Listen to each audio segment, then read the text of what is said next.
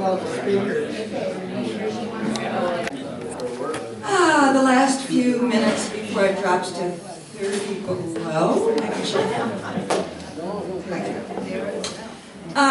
Welcome to our session this morning. You know, last week, I was so excited or whatever that I forgot to give my regular announcements, so I'm going to do those first. Not that you don't all know them, but you're there anyway. So if you're using a T-coil, it's time to turn it on. If you have a phone with you, which you almost certainly do, it's time to turn it off or onto vibrate. And I've been talking with Karla, and we think the question thing we'll have you call out your brief questions or comments, and then she'll repeat them for the viewing audience and the rest of us in the room. And I'm delighted to welcome back to our bucket course Professor Karla Erickson, a professor of sociology at the college, and who also served as associate dean of the college for a couple of years recently. One thing I've always been interested about, Karla always says in her own introduction that she has worked for 13 years as a wait person in a restaurant. So I got to wondering about that and how that was related to her choice of sociology and so forth. But it turns out that she worked all the way through BA, MA, PhD. It was her spending money, you know. Wow. That's what she did. But nonetheless, she worked for 13 years as a wait person.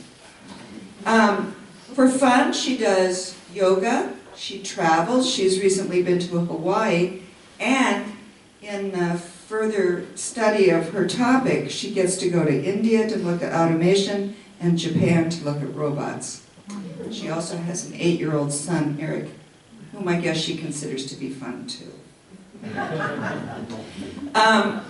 So the topic is messy humans, which, as I said a couple of weeks ago, could have gone in a variety of directions. But here she is to talk about robots and artificial intelligence. Thank you, Karla.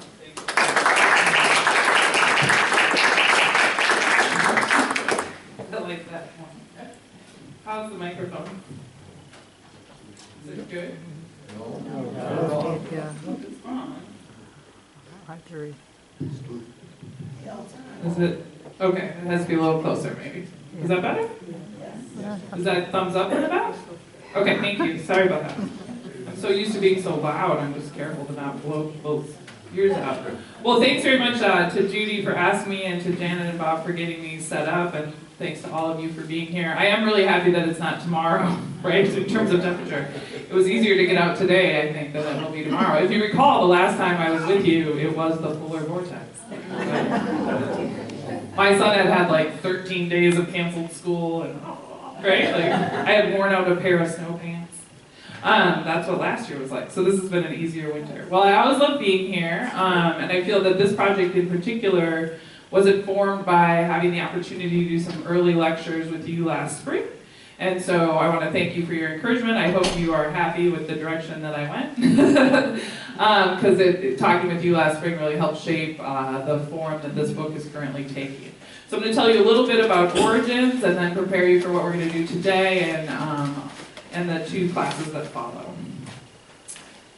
So I would say that I say messy humans, I love that point, Janet, that could go a variety of ways. But what I'm trying to develop is a sociology of robots and artificial intelligence. And what I mean by that is sociology has been hesitant, I would say, to take on robots because they're not human, right? Sociologists tend to study humans, and so they've been kind of shy about saying, oh, this is a question, right, for sociology. And so what my students and I are trying to do is say, in fact, machines and machine life and our life with machines is indeed a sociological question. So that's what I'm working on, and this first book that I'm writing is probably going to be called Messy Human, but we'll see what you think by the end of 3 weeks. Maybe you'll have a better title for me.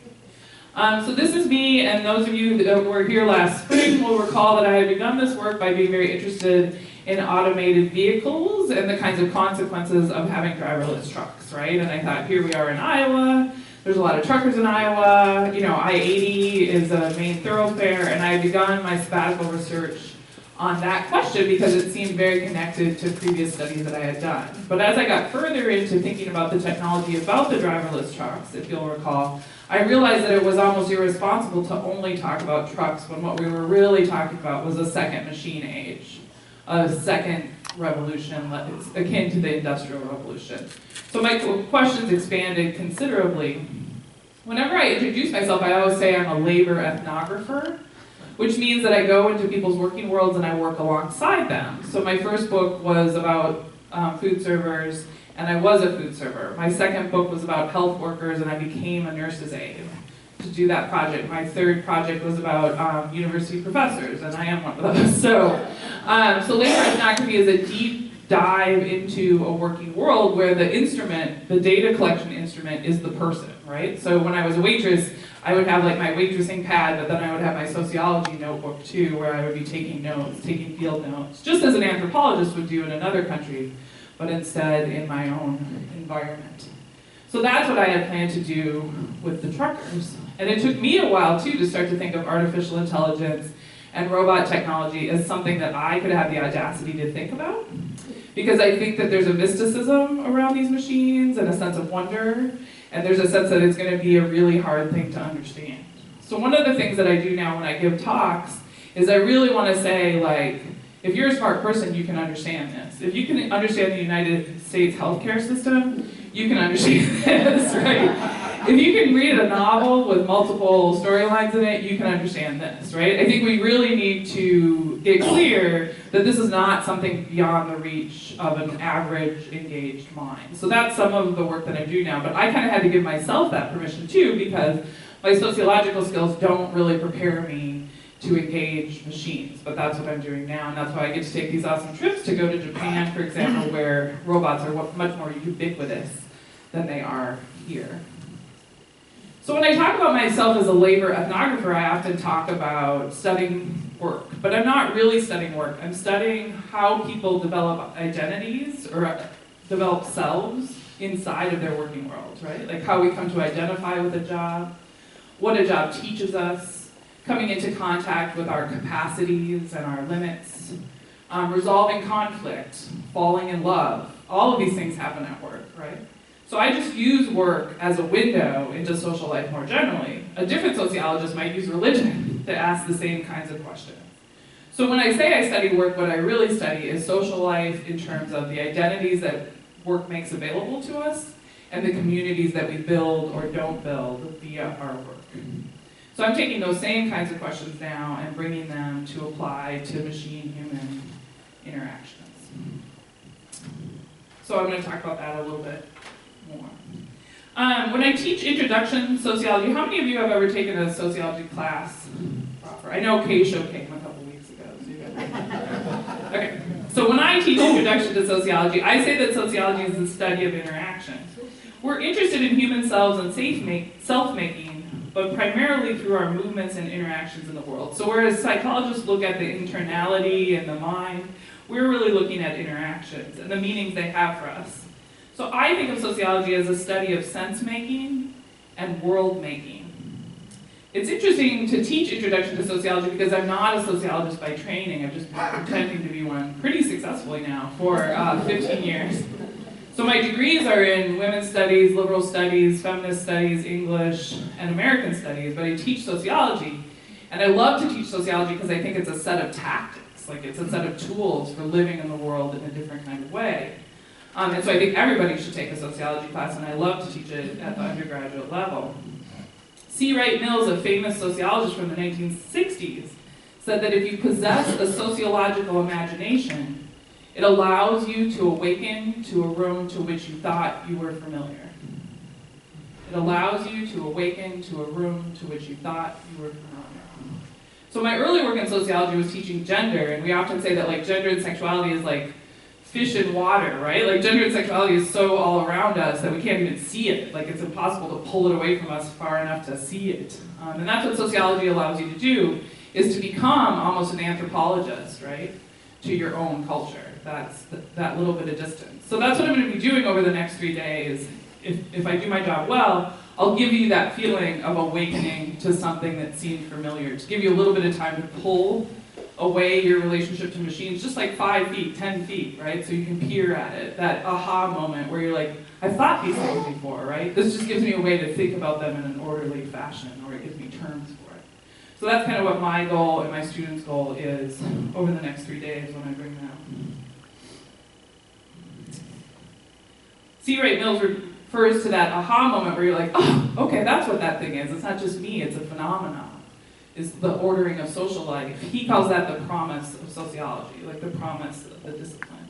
So what I've tried to do both here and in my book is I've tried to bring in little vignettes and little moments that allow us to have that set of experiences around machine life. So let's get started. One of the things that I'm kind of leading into is that I'm going to today give you some technical knowledge about what artificial intelligence is, because my students and I have been trying to decide what is it that we can give people to kind of cut through the wonder that we have about machines and get a little bit more like our critical thinking hat on when it comes to machine-human life. So I'm going to give you some technical tools that in many ways are not sociology at all, they're just like facts about artificial intelligence.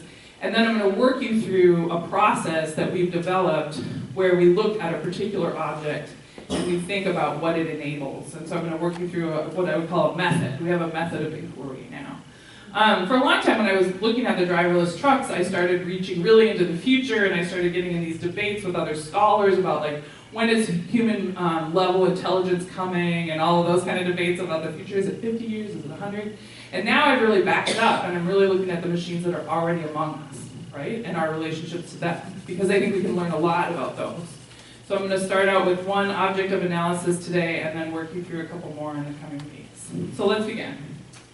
What is artificial intelligence?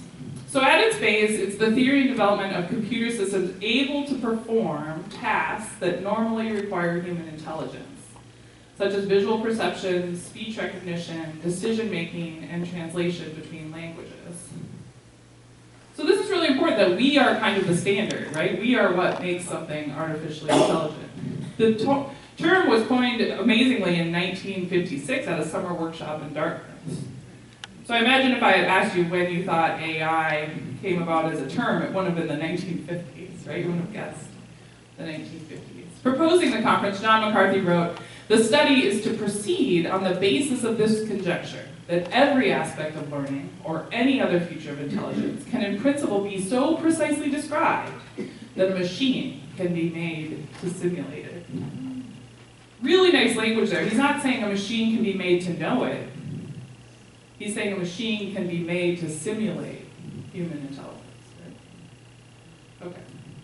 When we talk about artificial intelligence, we're actually talking about a basket of techniques that together produce something that starts to resemble human intelligence. There's a couple kinds of artificial intelligence. One is called narrow AI, and one is called general AI. General AI would be an intelligence that could really act like a person in a lot of different ways and have that robust intelligence that we have. People are working towards that, but we clearly don't have that now. Narrow AI is around us all the time. Narrow AI is what tells you what to watch next on Netflix, right? So narrow AI is something that takes one little piece of what humans can do and does it quite well, right? And so we actually have narrow AI all around us. Whether we're talking narrow AI or general AI, there's a host of techniques that go together to form it. So natural language processing, I'm going to show you an example of that. That's recognizing and responding to human speech. Computer vision, so being able to visually apprehend an environment and move through it is something that humans are super good at, and other animals and computers are getting better at. Robots knowing the environment, using the physicality of the body to move through the environment without wrecking it. Remember last spring, if you were here, I showed you the robot fails, where the robot tries to open a door handle and breaks the door instead, right? So getting that kind of nuance that animals and humans have in their physical environment. Pattern recognition, that's being able to group and identify patterns that it's been programmed to recognize. And then machine learning is a tactic where you can really move beyond just the direction of the human training machine. So a machine can take in directions, but then it can train on larger data sets that allows it to improve its function over time, making predictions and classifying data. Neural networks are taking a huge problem, you huge activity that is an intelligent activity and breaking it down into really small pieces, and we liken these to the neurons in a mind, in a human mind, and you build up those smaller pieces into a larger tactic. And then deep learning is different techniques that we use to replicate what the human brain does.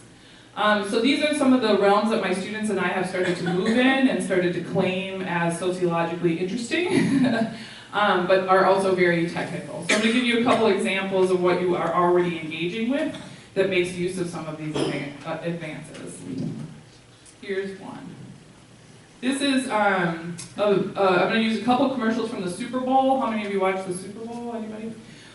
You know, really interesting ads always, but this year Google was on display, so I'm going to use a couple of the Google ads from the Super Bowl. So this was just a couple weeks ago.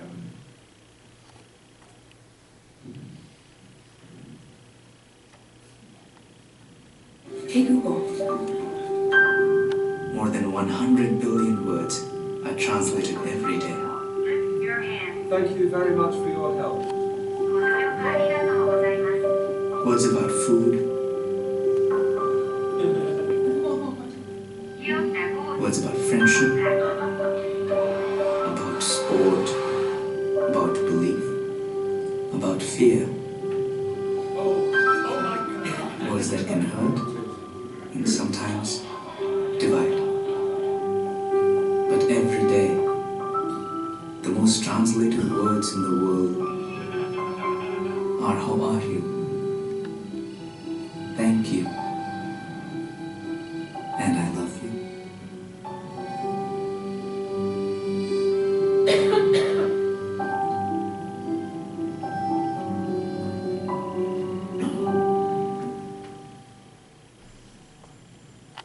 So one of the things that my students and I do is that we like to consider what the value proposition is for a particular technology. So what's being promised there? There we go. What is that particular technology like promising or offering to its users? Sorry. Keep your cursor clear down.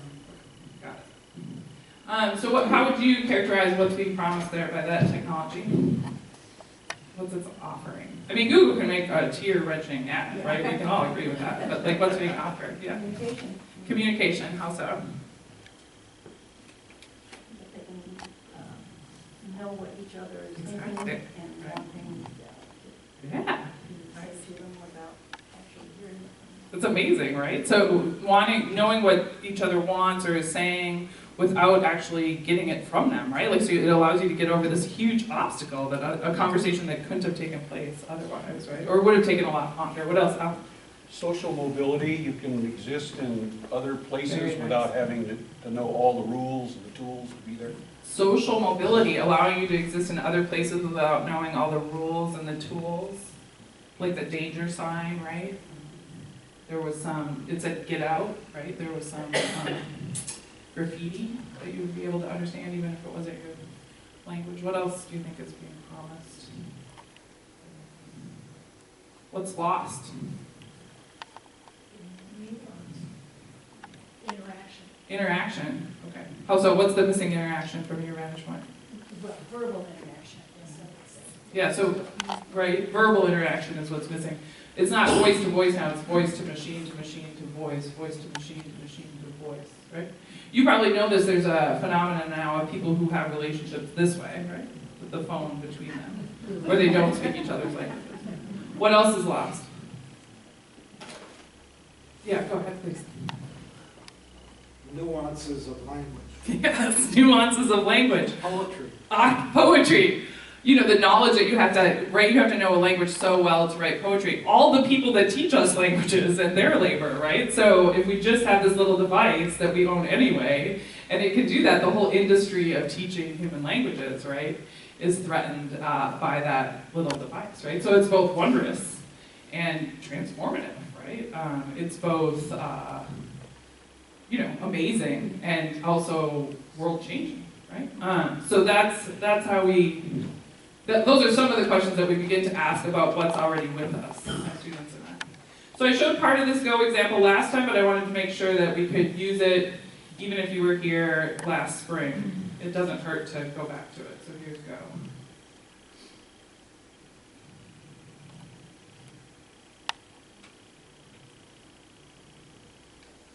For decades, human beings have played games against computers. At first, computers struggled, but then they started winning. Watson! What is greed? Yes. And now they've become so dominant that they're raising doubts about the future of humanity. The latest emblem for existential dread is Google's DeepMind project, which created AlphaGo, an AI program that's become unbeatable at the most complex strategy game on the planet.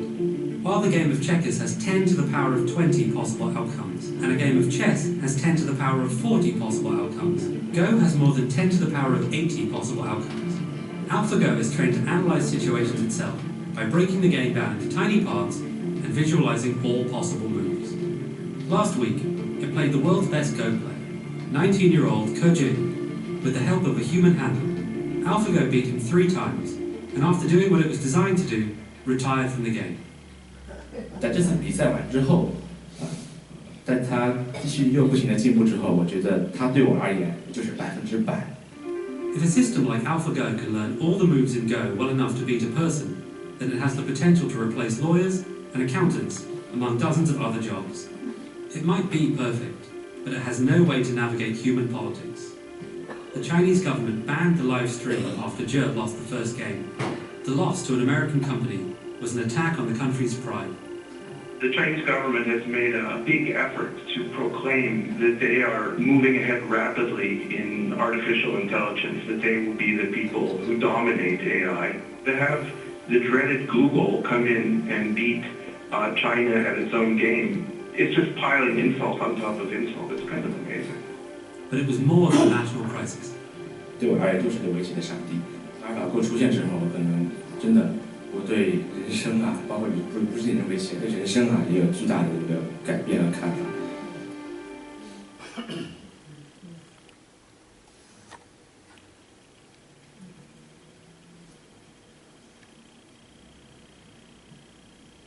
All right.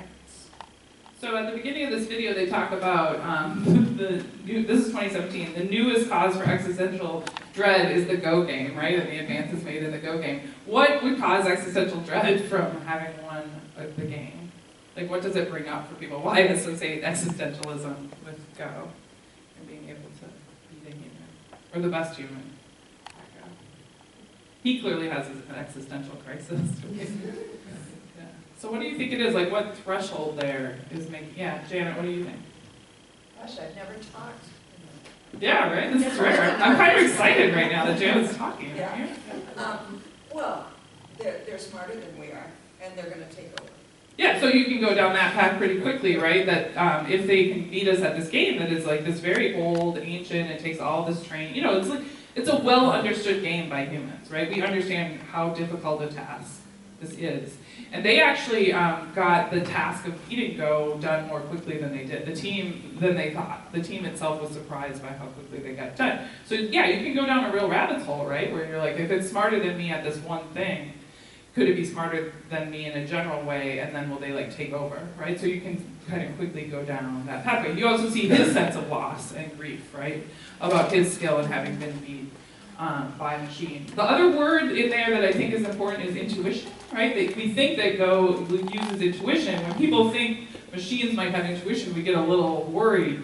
I think the reason we get a little worried is we'd like to keep intuition for us, right? If we were going to do a T-chart and say, what are humans good at? What are machines good at? Most of us want to keep things like emotion and intuition over on the human side, right?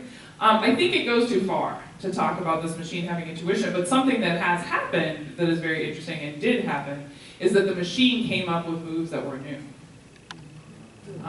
Even though we think about the millions of games of Go that have been played, you know, maybe it had been played before, but the team was blown away because it came up with moves that they didn't anticipate. That's not intuition, let's be really clear, but it is novelty. Okay. Final one we also watched, but we're talking about it in a different context. This is the duplex example. Actually, I think this did, no, we did. Okay. We're gonna do it. Some of you did not like this one last time. Sorry. The progress of the assistant. As I said earlier, our vision for our assistant is to help you get things done. It turns out a big part of getting things done is making a phone call. You may want to get an oil change schedule, maybe call a plumber in the middle of the week, or even schedule a haircut appointment. You know, we are working hard to help users through those moments. We want to connect users to businesses in a good way. Businesses actually rely a lot on this, but even in the US, 60% of small businesses don't have an online booking system set up. We think AI can help with this problem. So let's go back to this example. Let's say you want to ask Google to make you a haircut appointment on Tuesday between 10 and noon. What happens is the Google Assistant makes the call seamlessly in the background for you. So what you're going to hear is the Google Assistant actually calling a real salon to schedule the appointment for you. Let's listen.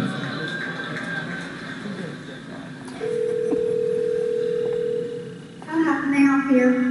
Hi, I'm calling to book a women's haircut for a client. I'm looking for something on May 3rd. Sure, give me 1 second. Sure, what time are you looking for around? At 12 p.m. We do not have a 12 p.m. available. The closest we have to that is a 1:15. Do you have anything between 10 a.m. and 12 p.m.? Depending on what service she would like. What service is she looking for? Just a woman's haircut for now. Okay, we have it 10 o'clock. 10 a.m. is fine. Okay, what's her first name? The first name is Lisa. Okay, perfect. So I will see Lisa at 10 o'clock on May 3rd. Okay, great. Thanks, great. Have a great day. Bye.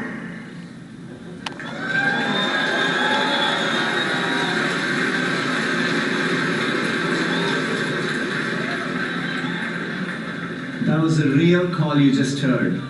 The amazing thing is the assistant can actually understand the nuances of conversation. We've been working on this technology for many years. It's called Google Duplex. It brings together all our investments over the years in natural language understanding, deep learning, text-to-speech. By the way, when we are done, the assistant can give you a confirmation notification saying your appointment has been taken care of. Let me give you another example. Let's say you want to call a restaurant, but maybe it's a small restaurant which is not easily available to book online. The call actually goes a bit differently than expected. So take a listen.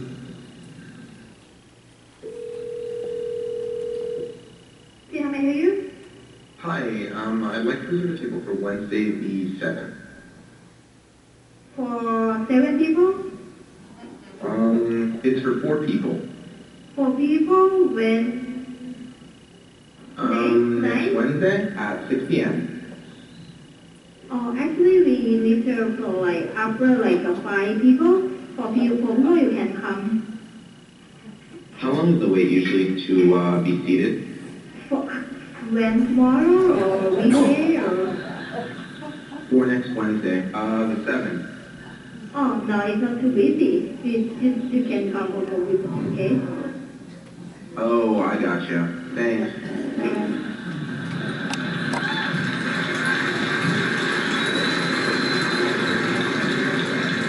Again, that was a real call. We have many of these examples where the calls quite don't go as expected, but the assistant understands the context, the nuance.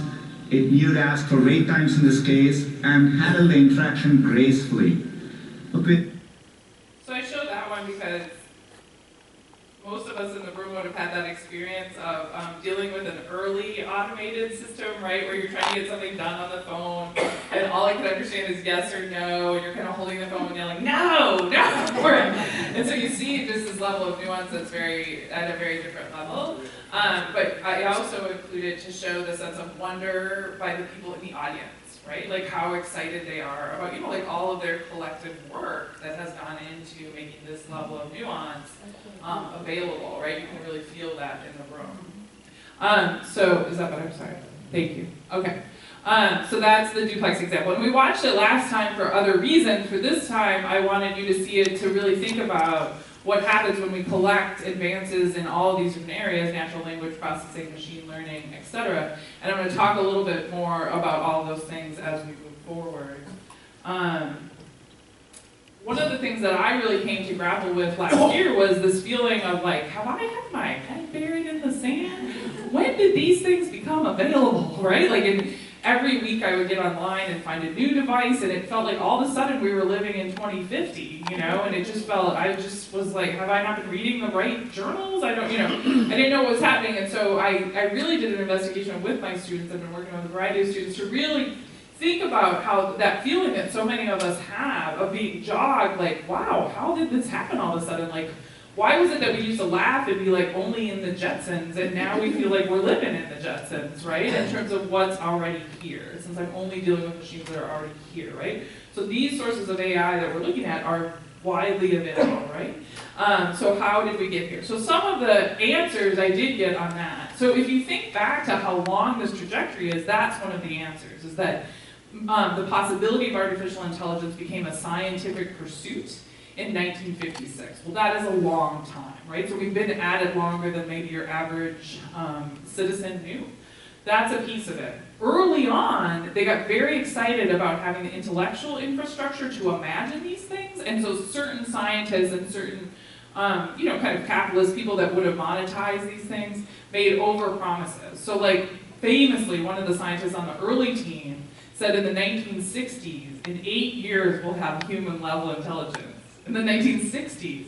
So if you grow up hearing those over-promises, you start to kind of downgrade the promise, right? You're like, okay, whatever, you said that last time, right? You said we were going to have flying cars in the 1980s, right? And so you start hearing those promises and you start to downgrade and think, oh, this is just going to be like the holy grail, right? Like this is just going to be the ongoing pursuit of a thing that is always 50 years in the future, right? So there's a psychological effect, I think, to that, to the over-promises. Another thing that happened was a lot of people working on these things in labs around the world, but particularly in Canada, the UK, US, Japan. But they weren't, nobody had figured out yet how to monetize it and how to make it a good investment scheme, and so the money wasn't there. And so it was moving very slowly. Like, you know, they were doing what we call bench research, where they were building up the techniques that we needed to have the things that we have today, but they didn't have an influx of cash, okay? So that produced what people call an AI winter in the 80s and 90s. Despite that, despite those other pressures, artificial intelligence continued to step ahead, and some of the things that, that scientists had figured out on an intellectual level, we started to have the computing capacity to do. And so when those two things came together, there were sudden leaps forward. So if you feel like you've just been kind of dragged into this moment, there's a reason for that, okay? So despite that, the AI revolution has been slowly moving forward, specifically in regards to the machine learning and machine vision that had been imagined but unreachable 60 years ago. Two key developments have brought us there. One is advanced computing power and speed. Just some of the things that we need to do to produce like that duplex conversation that we just saw. You just need, it needs to be tiny, it needs to be fast, right? Think about how big computers used to be, how hot they were, how much space they took up. These are really complicated pieces. So just the technology, the physical technology for speed and power. And then the other really big one is that a lot of these artificial intelligence programs need data to train on. So you give them some preliminary directions, but they get better by training on huge data sets, enormous data sets. Well, think what happens when we all went online, right? Prior to going online, there was data in the world, but now every time we click something, we like it or we don't like it, we go from this spot on the internet to the other spot on the internet, we pull up the map and it helps us drive somewhere. All of those clicks are data that can be used to train machines. So that was a really big need. Basically, machine learning requires data as food. Like, you need to have data as food. And so think of all the data that the internet then provided. And then number three, when those two things happened, the money started coming back, right? And so then once the money started coming back, things sped up pretty quickly. So if you feel like it's all of a sudden, it's not just here. So I have a short video called The Rise of AI. We'll watch that and then we'll take our break. Get back to that.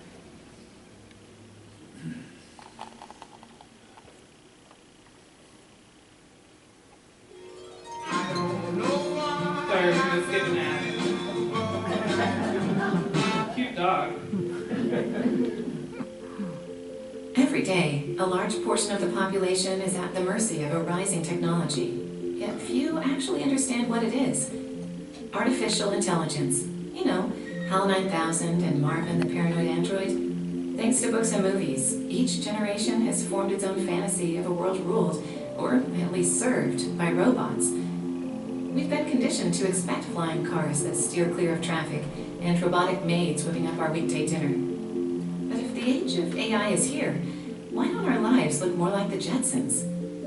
Well, for starters, that's a cartoon. And really, if you've ever browsed Netflix movie suggestions or told Alexa to order a pizza, you're probably interacting with artificial intelligence more than you realize. And that's kind of the point. AI is designed so you don't realize there's a computer calling the shots. But that also makes understanding what AI is, and what it's not, a little complicated. In basic terms, AI is a broad area of computer science that makes machines seem like they have human intelligence. So it's not only programming a computer to drive a car by obeying traffic signals, but it's when that program also learns to exhibit signs of human-like road rage. As intimidating as it may seem, this technology isn't new. Actually, for the past half a century, it's been an idea ahead of its time. The term artificial intelligence was first coined back in 1956 by Dartmouth professor John McCarthy. He called together a group of computer scientists and mathematicians to see if machines could learn like a young child does, using trial and error to develop formal reasoning. The project proposal says they'll figure out how to make machines use language, form abstractions and concepts, solve kinds of problems now reserved for humans, and improve themselves. That was more than 60 years ago. Since then, AI has remained for the most part in university classrooms and super-secret labs. But that's changing. Like all exponential curves, it's hard to tell when a line that's slowly ticking upwards is going to skyrocket. But during the past few years, a couple of factors have led to AI becoming the next big thing. First, huge amounts of data are being created every minute. In fact, 90% of the world's data has been generated in the past 2 years. And now, thanks to advances in processing speeds, computers can actually make sense of all this information more quickly. Because of this, tech giants and venture capitalists have bought into AI and are infusing the market with cash and new applications. Very soon, AI will become a little less artificial and a lot more intelligent. Now the question is, should you brace yourself for yet another Terminator movie live on your city streets? Not exactly. In fact, stop thinking of robots. When it comes to AI, a robot is nothing more than the shell concealing what's actually used to power the technology. That means AI can manifest itself in many different ways. Let's break down the options. First, you have your bots. They're text-based and incredibly powerful, but they have limitations. Ask a weather bot for the forecast, and it will tell you it's partly cloudy with a high of 57. But ask that same bot what time it is in Tokyo, and it'll get a little confused. That's because the bot's creator only programmed it to give you the weather by pulling from a specific data source. Natural language processing makes these bots a bit more sophisticated. When you ask Siri or Cortana where the closest gas station is, it's really just translating your voice into text, feeding it to a search engine, and reading the answer back in human syntax. So in other words, you don't have to speak in code. At the far end of the spectrum is machine learning, and honestly, it's one of the most exciting areas of AI. Like a human, a machine retains information and becomes smarter over time. But unlike a human, it's not susceptible to things like short-term memory loss, information overload, sleep deprivation, and distractions. But how do these machines actually learn? Well, while it may be easy for a human to know the difference between a cat and a dog, for a computer, not so much. You see, when you're only considering physical appearance, the difference between cats and dogs can be a little gray. You can say cats have pointed ears and dogs have floppy ears, but those rules aren't universal. Between tail length, fur texture, and color, there are a lot of options. And that means a lot of tedious rules someone would have to program manually to help a computer spot the difference. But remember, machine learning is about making machines learn like humans. And like any toddler, that means they have to learn by experience. With machine learning, programs analyze thousands of examples to build an algorithm. It then tweaks the algorithm based on if it achieves its goal. Over time, the program actually gets smarter. That's how machines like IBM's Watson can diagnose cancer, compose classical symphonies, or crush Ken Jennings at Jeopardy! Some programs even mimic the way the human brain is structured, complete with neural networks that help humans, and now machines, solve problems. Generations have long imagined the ramifications of AI, visualizing a society where machines seek revenge and wreak havoc on human society. However, the more logical and pressing question is, how will AI affect your job? Will it make your work obsolete? Just like the Industrial Revolution, it's not human versus machine, it's human and machine versus problem. The point is that artificial intelligence helps you accomplish more in less time, taking on the repetitive tasks of your job while you master the strategy and relationships. That way, humans can do what they do best, be human. All right, everybody, so when we get back after the break, we'll talk about, forget robots, I'll come back to that point, and then also skill, like skill, robots and humans and skill. Thank you, and we'll take a 10-minute break. You're so great about coming back on time. But if you get tied up in the Friends bookshop, I'll come and ring the bell. To say now, if you've brought your coffee or tea cup in with you, which is perfectly fine, would you take it out with you when you leave? That would be helpful to the people who break down the room. And we look forward to part 2. Thanks. Thank you. Okay, we're playing with the microphone because, as you might have noticed, I'm breathy. So we're trying to get you to hear my voice and not hear me go into the phone. How's this? Is that good? I'll try to be less breathy. Okay. I don't know if it's going to work, so I promise nothing. Okay, so we've talked a little bit about artificial intelligence, the big umbrella, right, of all of these different techniques together, simulating human intelligence. Machine learning was in the video that we just watched. It's a term coined by Arthur Samuel again in 1959 when he stated the ability to learn without being explicitly programmed. This is in the video that we just watched where she's kind of saying teaching a machine like a toddler, trial and error, that kind of thing. When I say training on data sets, that's what I mean, is that you have to give the machine a lot of ways to try, just like a toddler has to try to get up a lot of times to figure out what works. The idea is to get the algorithm to learn to be trained to do something without being specifically hard-coded with a set of particular directions. That video that I just showed you, I like that in the sense that, like, what if you were trying to teach a machine, a dog and a cat? Think of the number of rules you would have to give it, millions of lines, right, of code. Instead, you're going to give it some direction, and then you're going to let it train on a huge data set until it starts to be able to, with some precision, separate dog, cat, okay? In a way that for us is super easy, like even in the dark, we know a dog and a cat, right? Okay, it is the machine learning that paves the way for artificial intelligence. Paves might be the wrong word. It paves the way for the current seeming rise of AI is more what I should say. Anybody heard of the Internet of Things? Internet of Things? Okay, so the Internet of Things refers to the billions of physical devices around the world that are now connected to the Internet, collecting and sharing data. And so that's like, it's not only when we're explicitly on our laptop, explicitly online, that data is being produced. It's also that the Internet of Things is producing data. Thanks to cheap processors and wireless networks, it's possible to turn anything from a pill to an airplane into part of the Internet of Things. So they actually have pills that are internet wired, that when you swallow them, they are connected.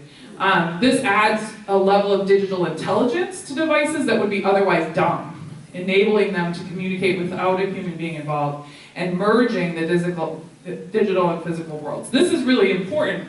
When I have a Roomba, my little robot at home, my little iRobot that is vacuuming my house, I don't have one, by the way. But if I did, it would be collecting data about the room and sending some of those floor plans back. We have one, has anybody seen the lawnmower that we have in town that's automatic? Yeah, I love it because you put the lawnmower out there, and so that person doesn't have to mow the lawn, but then people stand around and watch the lawnmower. I love it. Like, this is what I'm talking about, right? Okay, anyway, so that's also collecting some data. Is it super important data by itself? Heck no. I mean, is it interesting which parts of your grass grow taller than the others? No. Collectively, all of this data is helpful for the training of machines. The training is a form of food right, for machines. So the other day, like I usually on Thursdays go to Des Moines and do my research, because that way like there are not students peering through the glass trying to find me in my office. So I go to Des Moines on Thursdays and I do my research. Last Thursday I didn't for a variety of reasons. As I was crossing the street at Grinnell College, my phone said it's 55 minutes to Cool Basil in Des Moines, because it knows what I usually do on Thursday at 11. Okay? So that's that, habit, right? Learning from us. If machines are going to be like us, they have to learn from us. They have to learn about us, right? Okay. Oops. So here's some examples of smart. So when I talk about the Internet of Things, ultimately what you're talking about is kind of an electric skin over the world that goes over the bioskin, right, of everything that we do. So already we have what? Smart locks, smart light bulbs, smart speakers. How many of you have a smart speaker? Yeah. Smart thermostats. What else is wired in your home? What else in your home is connected to the internet? Anything that I missed here? Well, your watches and your... Yeah. Your watches and your phones. What else? Appliances. Yeah, smart appliances, right? Like refrigerators. What else? Septic systems, dryers, washing machines. Power consumption. Yep, power consumption. There you go. Okay, thanks. So that's what we mean by Internet of Things. Things that didn't used to be smart in that sense, right? Like appliances didn't used to talk to anyone, right? Okay. So now I have gone backwards to say, like, why does this feel like we are so suddenly here? That was my answer to that question. And now we're going to just focus on the artificial intelligence present. A couple of things that I would say based on my research with my students. I think we really need to change our framework to what I view as these pretty useless discussions about when general intelligence, general human level intelligence is going to be achieved. I don't think anybody has an answer to that question. I mean, I don't know how you would, right? Based on what I just said, like, things slowed down and then they sped up, right, when it came to artificial intelligence. So people who spend all their time trying to figure out when the singularity comes or when artificial intelligence will surpass us, I don't think that is nearly as important a conversation as the discussion about what has already happened. Like, how have we already been changed by the machines that we interact with? How are we preparing for the machines that are just, 5 minutes, 5 years away? I think we can have conversations right now and we don't need to be like, speculative. So that's the thing that I really am trying to do in my work, is to say we really need to think about the AI present, right? Not the AI future. The other thing that was hard for me to let go, because I like robots, I mean, I came up on Star Wars and C-3PO and R2-D2, is that we really need to stop thinking about robots. I think part of the reason that this feels all of a sudden to a lot of us is if you just look at robotic technology, it is not as impressive as artificial intelligence. It turns out that it's really hard to replicate this, right? Like, I feel like I have a really awkward body, but robots have a lot of trouble moving in the world the way I do, right? And so if we're looking just at what is possible with a robot, even the most advanced robots in the world that are just coming out of labs right now, that are probably sponsored by the military and things like that, they can run through the woods alone, but they still fall down, and there's still a lot of things that they can't do. And so if you were only looking at robots, you would be lulled into complacency, right? Because you would think we're not nearly as far along as we are. Artificial intelligence doesn't need a robot body. Right? Artificial intelligence just needs some kind of vessel to interact with you. It can be a refrigerator. Right? So I think we need to, that's why I say a sociology of robots and artificial intelligence, because the AI stuff is leaping really far forward. So we need to stop. We can think about robots, but let's not only think about robots, is my point. It allows us to refocus from when to how this is all going to transpire, how we want it to transpire, how it has already transpired.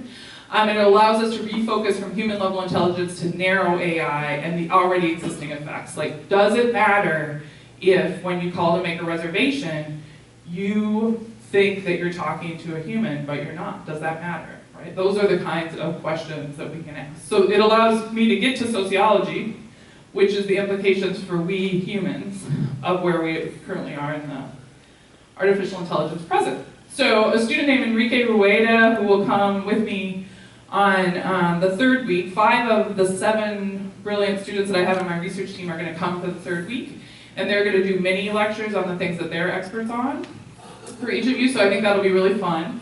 The team that I put together is called Research on Robots, so I'm not following my own role. It should be called Research on Robots and Artificial Intelligence. But anyway, we have this team, 7 students from different disciplinary backgrounds.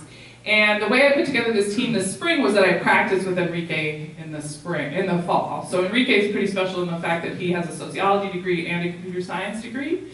And so he was kind of like the perfect person to sort some of these things out with. So he and I would just get together and basically have sociology of tech talks every week until we devised a method. And so the method that we've devised is to pick something from the present, like your iWatch, and work it backwards to one of its origins. Obviously the iWatch has all kinds of origins, but one of the origins it has is this very, not very smart step counter. And so I'm going to tell you a little bit story about Enrique and use it as a way to introduce how we do our work now. So, and introduce some of the questions that we like to ask about sociology, or ask about technology.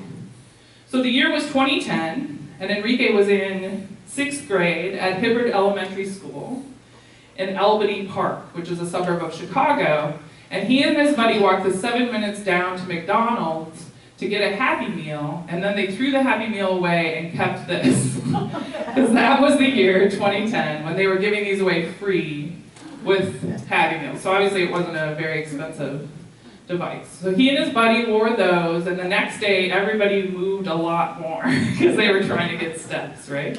And so in the Hubbard Elementary School, stepping became like really a kind of social currency for a couple of weeks there, right? Where kids would like, if they had a minute, run around a table or out on the playground, they were taking laps. So it really did all of the things that a step counter would encourage you to do, to introduce a little bit of self-competition, to introduce some competition among students, and to move more, right? Just to move more, which was the value proposition of the step counter. It was also at a time where McDonald's was trying to clean up its image, offering more healthy options, so that's why it had the step counter there too.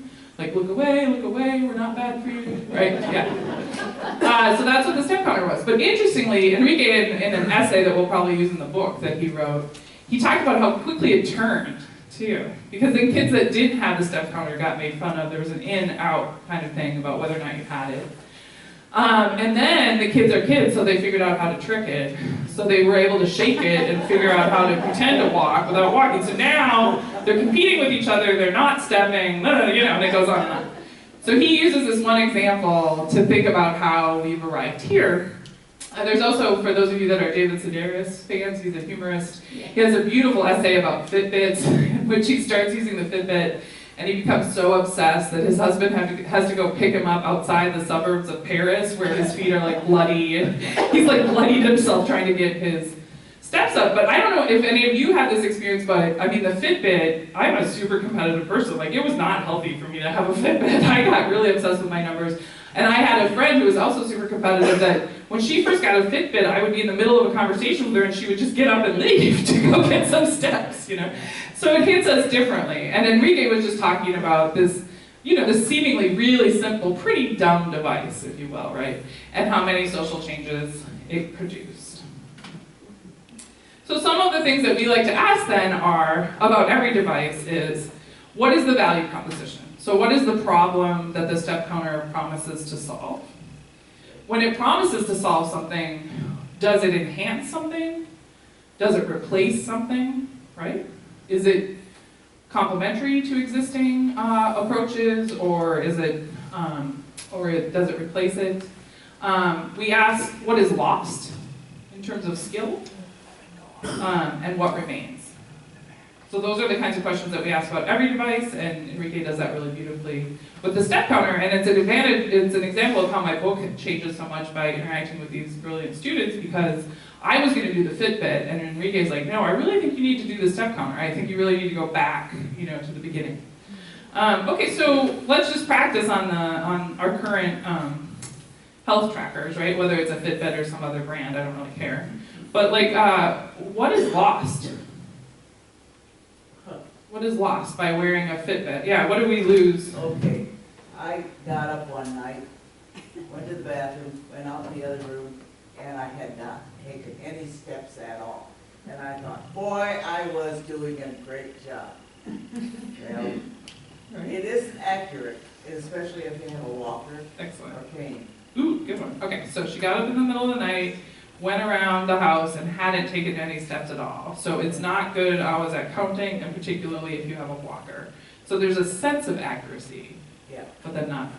I mean, he can go far more steps than I can when I go about the same places. Okay, he can go far more steps than you can when you've gone about the same places. George. Bothering for me to say this, but I like ambiguity. Yeah. And try to figure something out in a different way. Yeah. And not to have some, our son and daughter-in-law have one of these things. And, you can monitor all that. So I don't want to monitor all that stuff. I want to guess a little bit about it. Interesting. So George says far be it for me to say, but I like a little ambiguity. My son and daughter-in-law have these devices, and you like to not be monitored, to not have this very concrete number, right, that says you did well or not today. One of the things Enrique and I talk about is that it produces this kind of feeling of the body as not yet acceptable, right? Like as the body as always needing work, right? I mean, by monitoring ourselves, we make ourselves kind of a project, right? So some of the ambiguity that I also like, George, is about like, I'm just gonna use this body and hope that that works out, right? But if I'm trying to get to my 10,000 steps and I don't, it's just another thing that day that I can feel like I didn't complete, right? Yeah, I mean, so it does kick in the competition, but it also kicks in, the kind of negative self-talk, and, and also that this body isn't okay right now, right? It needs the 10,000 steps. Yeah. Well, I think, I don't know if I'm right about this, but it seems to me that it makes it possible to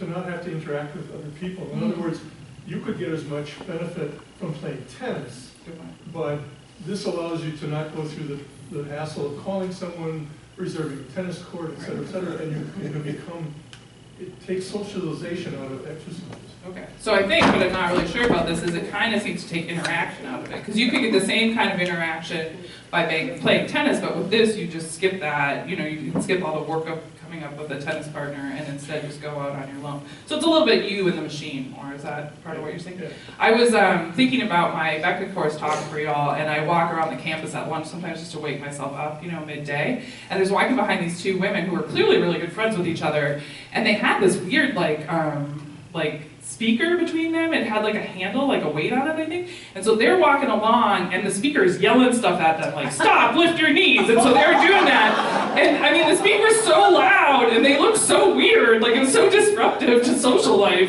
So I kind of was like, can I go around them? Or but they clearly knew each other well, but they weren't talking to each other. They basically had this mean boot camp guy in the speaker who was yelling at them. So they would walk, and then they would do high kicks. So I mean, that was very disruptive to social interaction. Not always that disruptive, but yeah. I have two answers, and I'll let you repeat the question. Good. The first is you lose a certain amount of free will that comes with this, these extra functions. For instance, my smartwatch, which is a Garmin, not a Fitbit, tells me every hour. It says in a very rude way, I think, get up, walk around. So it removes my option to get up and walk around if I want to, but I ignore it, so I don't have to. The other thing, sometimes the basic function of the smart object is lost. Again, the Garmin. When I go to a different time zone or there's a change to daylight savings or something, I cannot just change the watch. There's no way to do that. However, I can use a satellite by connecting with the satellite, and that'll feed the correct time to me. So I can get around it, but it's a lot harder by just moving the thing 1 hour forward or back. Thank you for those. Okay, so two answers. One is free will, right? So now your Garmin smartwatch, which is in a somewhat rude way, tells you every hour to get up. It turns out you ignore it anyway. But it is, there's an automation to that, right? Like the get up rather than feeling like, ooh, I'm getting a little sore getting up. And then the second is that the device loses its other functions pretty easily. So for example, if you go to a different time zone or it's daylight saving, you can't just twist the dial and get your watch to be accurate on time again. You have to hook up to a satellite in order to get it to function as a watch, right? And I love these examples because they're both examples of what I would call outsourcing and de-skilling, right? where this happens a lot now that young people don't know what to do with a map when you give it to them because of navigation services, right? And that's what these watches are like, but I don't think we think about it as deeply. What we're giving over to the watch is pretty considerable, right? Like we're giving over the kind of expertise and the voice of our body that says your hips are tight, get up and move, right? Because the watch is telling you when to, no, you ignore yours, so you're an outlier.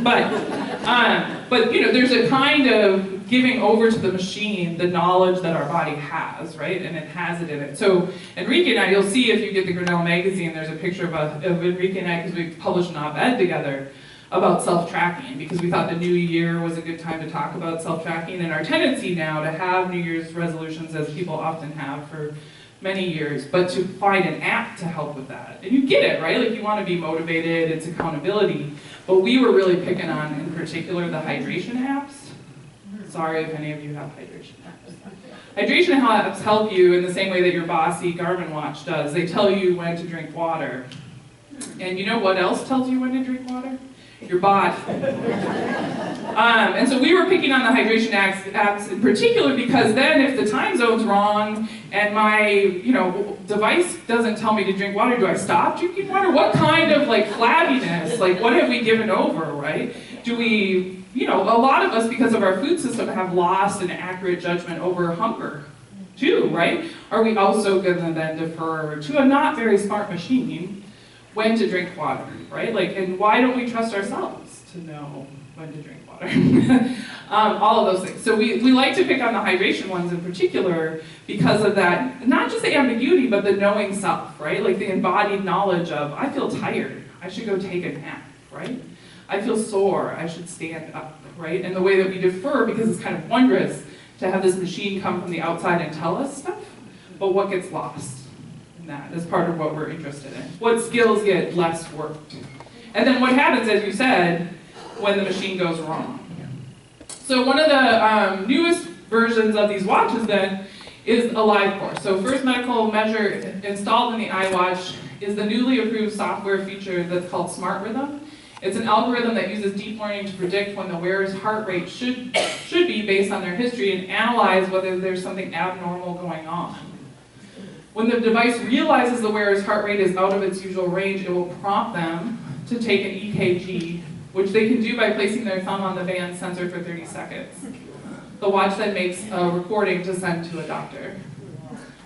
So, I care about this because this is a deeper interiority, right? Now it's not just counting my steps or miscounting them, as you said, but it's also going into my organs. So that matters to me. Obviously, there's huge health benefits to this. But you can imagine, since our devices sometimes go wrong, that some of the ways that this could go wrong are pretty important.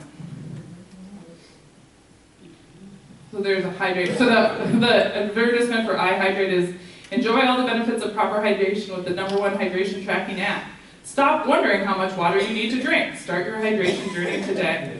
Well, I mean, the current advice in the United States, Enrique and I know more about water than we should, is not very scientifically based anyways, but we know it's like 8 glasses, right? I trust myself to count to 8. I don't know if you do. I trust myself to count to 8. I'm comfortable with it. So the thing about, this machine helping me know my body, right? The source of expertise. So here are some newer wearable technologies, an atrial defibrillator. A really exciting one is that they put movement sensors on Parkinson's patients to understand better the pattern of movement. Wearable ECGs, wearable blood pressure monitors that are very, very discreet. Biosensors, smart yoga pants. So if I'm in this pose, it'll tell me when I've been in the pose long enough and tap my knee. Smart yoga pants. And it gets funnier, smart bras, which are not really, they don't really have anything to do with breasts. They even though they're located near the breast, they're about like heart rate and sweat and things like that. And then my favorite, so I had to share it with you, was smart bikinis. Do you have any idea what those things do? They tell you when you've been in the sun too long. All right. So wearables, the Fitbits are in many ways, we talked about the step counter. We have much smarter wearables around our wrists for fitness reasons than we did before. Now they're going to monitor our heart rate, and then wearables are really something that you're going to see a huge leap forward in the next 5 years, they're going to come in great numbers. And they won't just be for, like, already athletes are using virtual reality and second skins to do their training, but it won't just be for Olympic athletes. It'll be available to all of us. The prices are going to come down. All right. So I talked about some of the questions that we asked. We asked about the value proposition. We asked about what problem does it promise to solve. We asked about collaboration between the machine and the human, what gets replaced, what gets outsourced. And so I thought we would just end today, and then we'll do week 2. I'm gonna come and talk about companionate robots, I think, and feeling robots, so go more into the emotional side of things, if that's okay. And then the 3rd week, as I said, the students will come and give many lectures on the devices that they know about. So I thought today I would end with Alexa, because even if we don't have her in our house, how many of us have a smart speaker of some type? Okay, but I assume like you're pretty familiar with this device, even if you don't own one, so I thought it would be a good one to practice on. So what I'm going to show you here is just the first commercial about Amazon's Alexa, where it really was training us about what this product was and why we might need it. Okay, so this is like before anyone had one. This was the year, remember the year they were basically giving them away? At Christmas time? Yeah, it was that year. I think it was 2015. So let's watch that. Let me check. Yeah, 2015.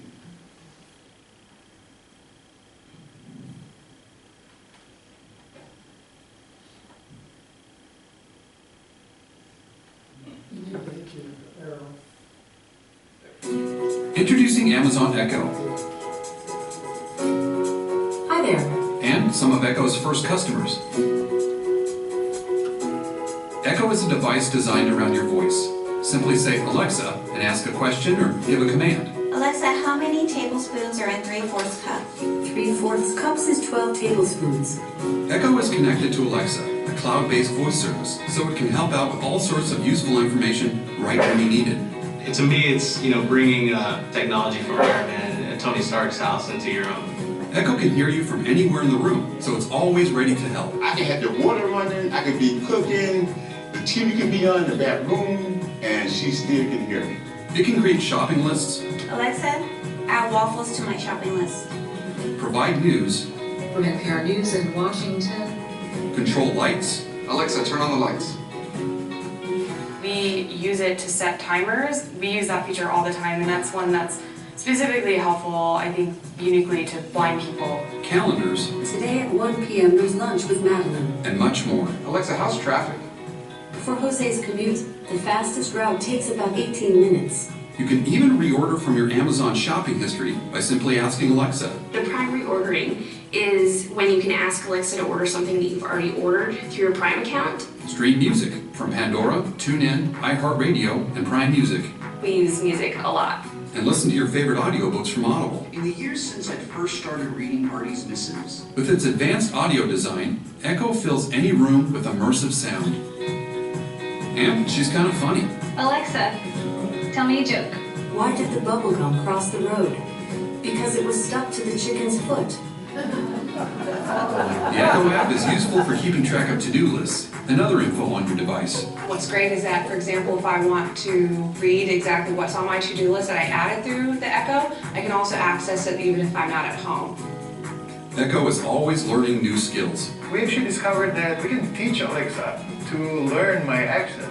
Alexa, add Nescafe on my shopping list. I have added Nescafe to your shopping list. And becoming part of the family. Alexa, what's the chance of rain? There's an 80% chance of rain. The Echo is a tool that we use to keep our household functioning. Ready to go? Alexa, goodbye.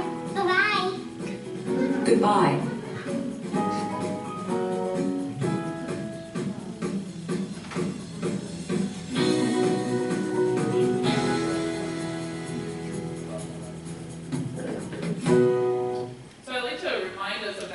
Because here, as they say at the end, Alexa's a tool, but it's a tool that we had to be taught to need, right? We had to be taught to need the tool, right? Yes? Can they eavesdrop on you? Can they? Yes, they can eavesdrop on you. We absolutely have evidence that they can eavesdrop on you. Yeah, so I like to go back to 2015 because that's just 5 years ago, right? I mean, in the Grinnell poll last fall, we asked some questions about relationship to smart speakers, and people now say things like, well, yeah, I mean, I have 5 of them. I have one in my bathroom, and then it's like, well, why do you have one in your bathroom? And they're like, because I need to listen to music in the shower. And so you go from 2015 where we need to be trained, right? And where even the makers aren't particularly sure how we're going to use this, what we're going to use it proportionately for, right? But now we have all these interesting phenomena of people telling Alexa that they love her, and people developing, you know, like using it as a talking companion and all kinds of things. Mainly we use it for music. I mean, the vast majority is music, but you see that it really is a training video, right? It's a tool that was produced that you had to create a need for, right? Or a desire to have. And so quick in terms of social change. So that was 2015, this is 2020. This is another Super Bowl commercial for those of you that saw it. I apologize for the repetition. Here we go. Baby, coming. Ellen. Alexa, turn down the thermostat. Okay, turn down the thermostat. Huh, here we go. What do you think people did before Alexa? Alexa, turn the temperature down 2 degrees.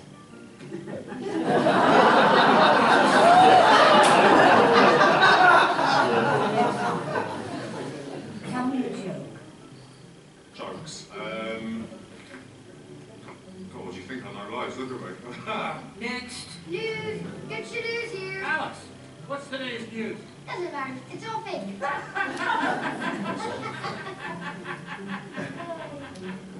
Al, play that song I like.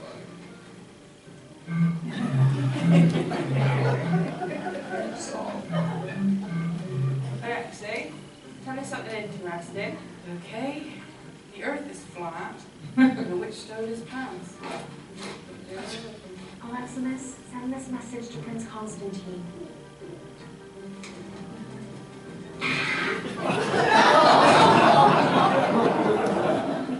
Remind me to delete those tapes.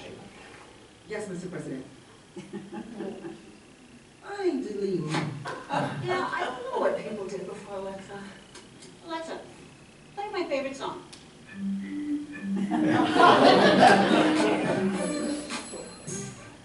So it's a brilliant commercial, right? All the characters in it are named different versions of the name Alexa, and you see the building blocks of what we now use Alexa for. And so you can see also the change over time from 2015 to 2020. By 2020, she's connected to all kinds of devices, right? So you just speak to her in your car. She speaks to your thermostat for you, all of those things. So you see us getting used to her. And then I like this ad because it's brilliant. I mean, it's beautifully done in terms of art direction, but it really is admitting the degree to which there is de-skilling also that goes along with this, where we forget how to do the things that we do without her. And so I'll end today with another Super Bowl commercial. You'll think I'm obsessed, but I'm not. Google just had a really strong footprint on the Super Bowl I think it's worth thinking about. And that is Loretta, which was widely considered the best commercial during the Super Bowl. I want you to think about here what's on offer. Okay, what is on offer? What is being offered by this service? What is it promising to solve?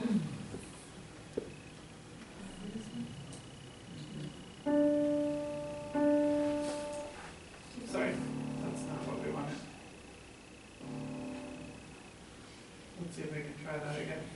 I'm good at dragging on Bob's computer here. Okay, there we go.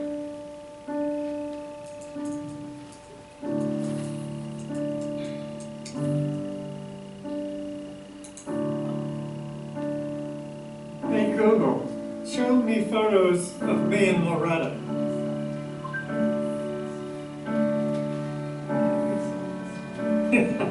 Remember, Loretta hated my mustache.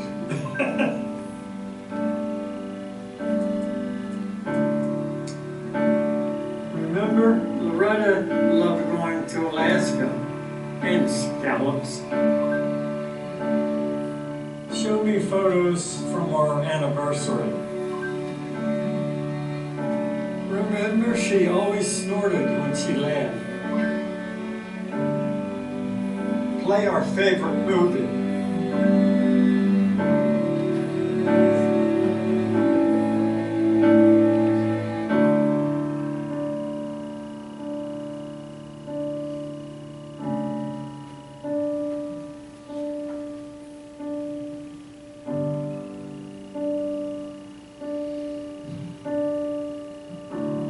remember, I'm the luckiest man in the world. Come on, boy.